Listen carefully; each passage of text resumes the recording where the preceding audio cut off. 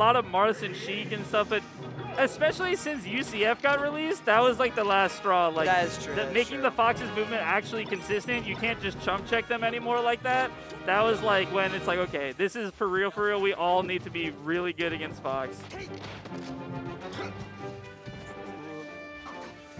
A lot of like just racking up percent.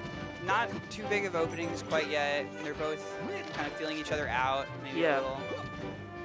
Yeah, in this matchup, it's kind of interesting because Falcon, we were talking about Falcon versus Marth, where you want to basically do a timing mix-up and find your way in through his wall. In this matchup, Fox is too good at responding to that, and you just, a lot of times you kind of need to cut your losses and make that like a secondary game plan to the primary one, which is forcing Fox to stop coming in towards you.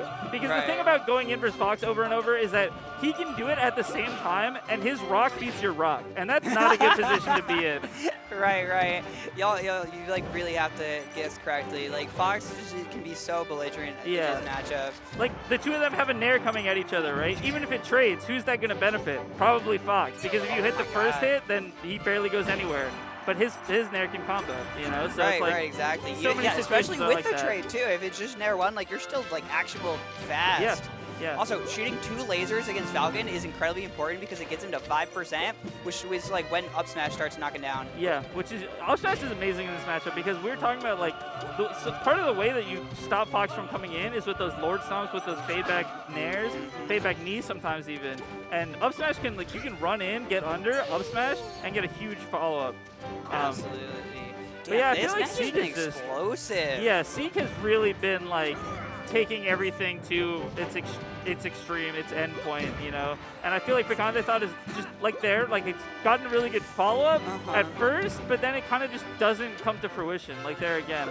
I think in game 2 he'll probably wake up a little bit more, and we'll see more of that explosive things. It just seems like Seke has just been off to the races immediately, and PicanteThought needs a second to warm up. Absolutely. Against like this kind of explosive speed on Fox, it's really just like you need to start being ready for the movement, the timing of everything, to start getting those grabs, those tech chases, Yeah, and part of the thing that's rough about Melee compared to other games is that like every main of a character is different, right? So even if you have a great game plan versus Fox, you're gonna need to tweak everything a little bit for considering like each different Fox, especially one as good as Seke. Absolutely. You're gonna have to like adjust your timings, adjust your reactions to what he is presenting you with. Yeah, Fox is like one of the characters that you can kind of like paint a different picture with, depending like entirely on the artist. Yeah, absolutely. I mean, it's just any character with so many tools is going to be like this kind of adaptable, amorphous kind of thing. Yeah, and that's like part of what makes Fox good too, is the fact that he just has so many tools. And so everyone's gonna like value them like slightly differently, and all those different like weights in the flowchart of their brain is gonna manifest itself in a just like such a variety of like expressive battles with the character. And that's why like we were talking about like he has been the character to beat for so long, because like a lot of times in games the meta will be like there's something really good, everyone figures out how to beat it, right? But when Fox is like doing so many different things and you can do so many different things with him, it becomes much less simple to just figure it out. That was incredibly good, like just sweet spot on the ledge there. And the edge guard here is brutal. We were talking about how Marth you can just back air. Yeah, you can literally just back air. Yeah, that was I think 6 back airs in a row. Yup. You can also wait for him to go on stage and then up smash if at that percent. You can shine spike him. You can go for a juggle even if you want. Right. There's so many ways to paint that picture of a dead Falcon. Ooh, nice. Nice slide off. I really like that. That might have saved his life there. I think so.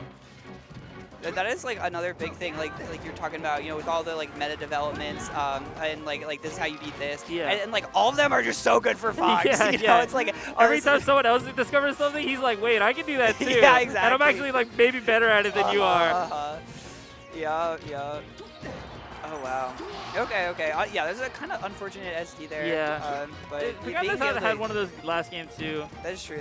But being able to take the stock kind of like off the invincibility platform is at least a good compensation.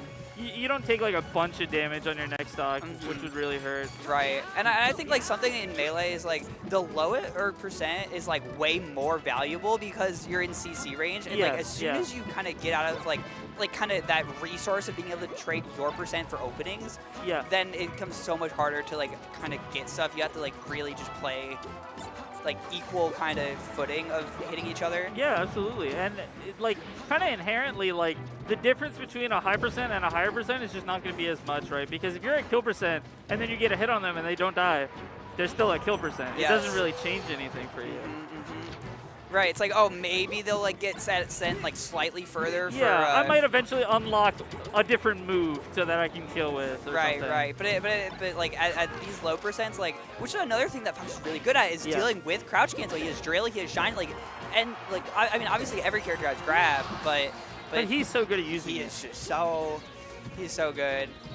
And so a lot of times, like, you don't get, you know, the crouch cancel because shine is just so like omnipotent. Yeah, and it's tough because, like, you know, PicanteThought is trying to get these hits here and there, but like Seke, because he has these ways to break CC almost immediately, he can kind of like use Falcon's weight against him, where like he's like, I don't care about you being super heavy because I have this thing that can just do the same thing no matter what, and then your weight is actually good for me because I can combo you so well. It doesn't knock down. Yeah. You know, you just like slide and you get the whole world off of it. Yeah, and I think that the big difference maker for PicanteThought right now would just be like, I think that he's getting a decent amount of openings. It's just that, like, if he could take them to the limit every time, I think that this would be a very different game. Because he's doing pretty decently in the neutral. It's just like Seke is winning more neutral, that's just how this matchup goes. But the way that you deal with that is you make your neutral openings more impactful. Right. Being able to kind of just like explode Fox with like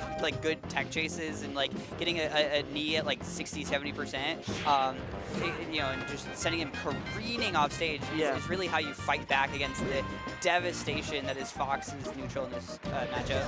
Yeah, and it's the common pathway against Fox, right? That's his big Achilles heel is like, well, the range, and then also the fact that like every character under the sun, they're doing Uncle Punch against Fox to practice combos because he's like one of the most comboable characters in the game. He has such a grabbable hip and comboable waist, right? Yes, absolutely. Absolutely. And just so many things that are just a little bit, like, just the margins are just a little bit off for PicanteThought. He had, I think, 3 knees in a row earlier where it was like barely weak knee, barely didn't hit the illusion. Falcon's out of shield. Did you see that? You tried to like stomp out of shield and just got beat by short off nair. Yeah. Oh my god. Yes, stomp out of shield is basically just a call out for shine, and a lot of Foxes will shine, but it's like you don't need to against Falcon. Exactly. I think that's what people generally figured out is like, if I'm behind him, why am I even shining? Because that leaves me open, and I don't even need it. Because what else is he gonna do? Right, like back out of shield, he is not. Oh. I mean, this is what we kind of talked about. If he was able to just get the edge guard there, but like those double knees, you know, is really just like the damn. Yeah, it was just unfortunate. I think a lot of things. There's like at least an SD per game. There's just a lot of like little things that didn't quite go PicanteThought's way. But Seke, you know, was solid all the way through, which is always the difference maker, right? Like it could have been spaghetti versus spaghetti, but it wasn't. It was, you know, one person was not quite getting it, and then the other person was just on top of it. So. And then Melee is a game with like pixels, you know, like frames of margin.